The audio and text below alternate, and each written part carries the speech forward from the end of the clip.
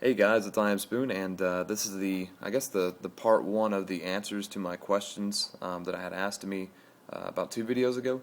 And the reason why I say part one is because I think it's going to take 2 parts to do it, because each question may take a extended amount of time, and iPhone only allows you to record like up to a certain amount of time before the video is too large to upload to YouTube.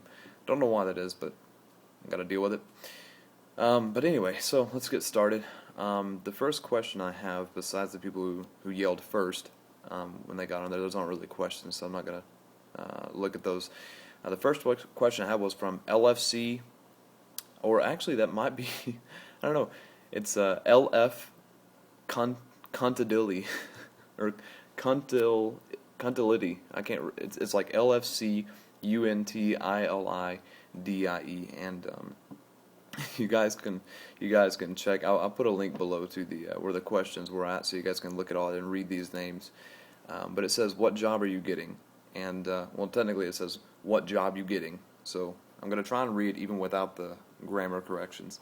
The question is, right now I don't know what job I'm getting. As of now, I'm snowed in. We haven't had a chance to go and get put in the system yet to get looking at jobs, and so for now I'm kind of just sitting here. Waiting. I've been applying at local places and online, but so far by calls like, "Oh yeah, we're hiring," and then I call them back. I was like, "Did you check out my application yet?" They're like, "Oh yeah, we're hiring in March." And I'm like, "Well, that doesn't help me."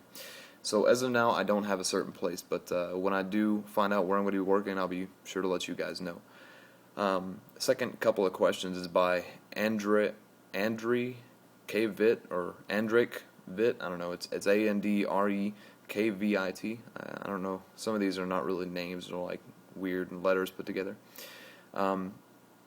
It says, "What do you think of YouTubers that gain their fame from really known gamers or commentators like CNanners or Hutch?" I don't see it too much bad by it. I mean, most of the time, CNanners or Hutch, or I guess in my case, Mercadok, I don't think they would go out of the way to name off some really bad commentators. A lot of the times, the people that the higher-ups name off or give props to usually deserve it. So if people gain their fame because someone else has given that to them, then I think that's all right with me.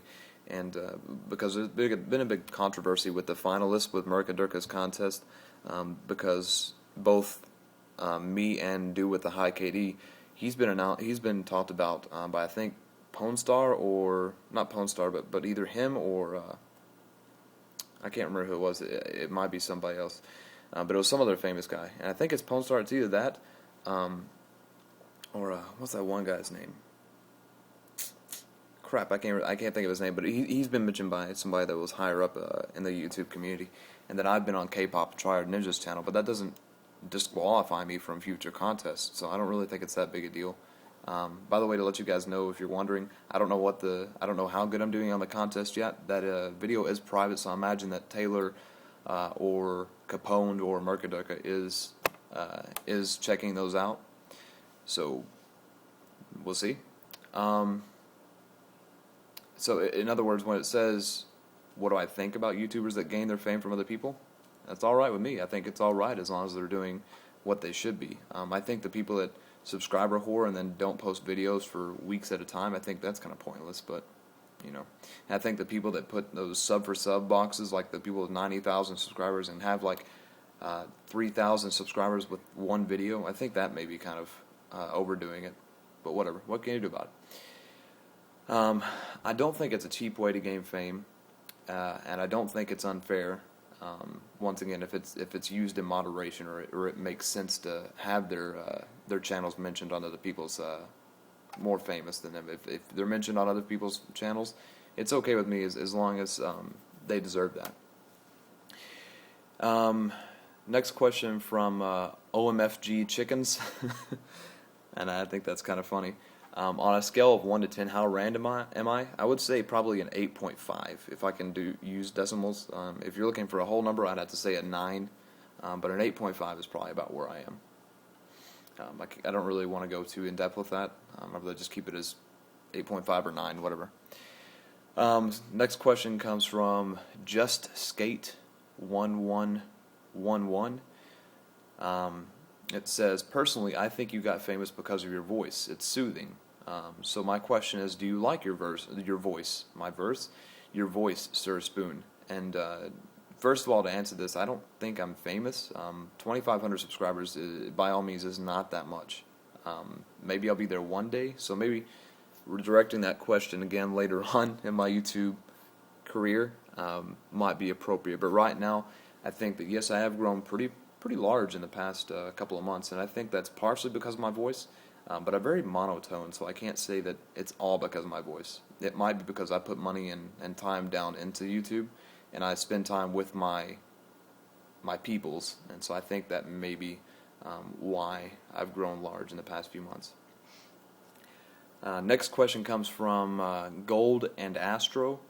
The question is, 1 year without internet or 1 year without toothpaste? And this question was actually very hard for me to answer. I had to go over it with a few friends of mine.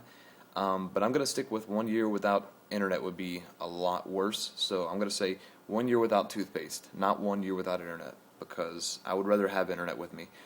Toothpaste can be replaced by other things, mouthwash, having a toothbrush. I mean, you can pretty much handle it, any kind of hygienic issue with other materials besides toothpaste. So I don't think that's a big deal. Now, if you were to say 1 year without internet or 1 year without food, that would be a little more appropriate and obvious, but toothpaste can be replaced, so I don't think it's that big a deal. So, there you go. Gamer X Swag Chick, you guys should know who that is already. She says, my shirt is weird. Apparently this is a weird shirt. I don't know how she could read minds or see the future. I think she was talking about the shirt when I made this video. A couple of you said it looked like flannel or pajamas, and it's not. I just bought it. It's really comfortable, actually, so sorry. But it says, what was your finishing time and kills for the bot war thingy? My finishing time was 8 minutes and 31 seconds was my first time. My finishing time was 7 minutes and 45 seconds-ish, somewhere around there, and it was 300 kills, because you had to actually beat the challenge to win it, and I got 300 kills in 7 minutes and 45 seconds, which was better than everybody else, and so that's what that was. What?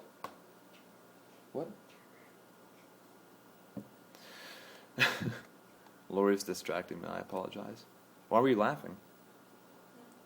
Keep going. You're just laughing for no reason? All right, sweet. She's laughing at me now, so there you go. The Bratters says, I want to get more involved, a little more in YouTube gaming commentary. Any tips? Well, I think this question is probably going to take up the rest of the time I have. It's 8 minutes exactly now, so I'll go into depth with this one.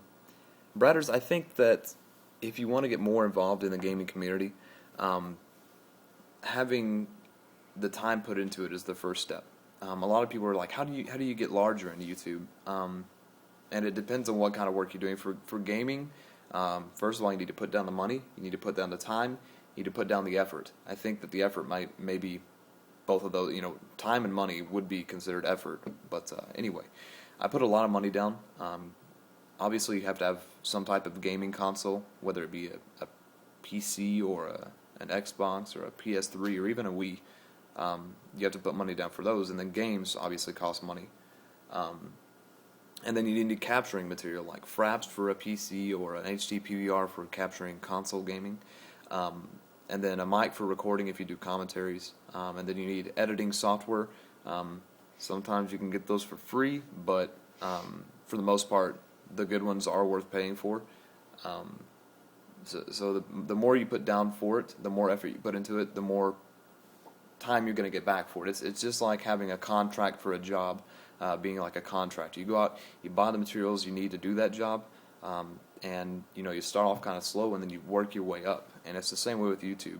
You put time and money into it, it's going to pay back over time. So really, I think that you just have to have the want to do it. You have to be comfortable with doing it, or at least grow comfortable, and you have to have the right people to support you, or supporting yourself. So yeah, I think that's probably that. I'll come back with more answers in my next. I may have to even do 3 of these, but we'll see. But I thank you guys for watching, and I will spoon you later.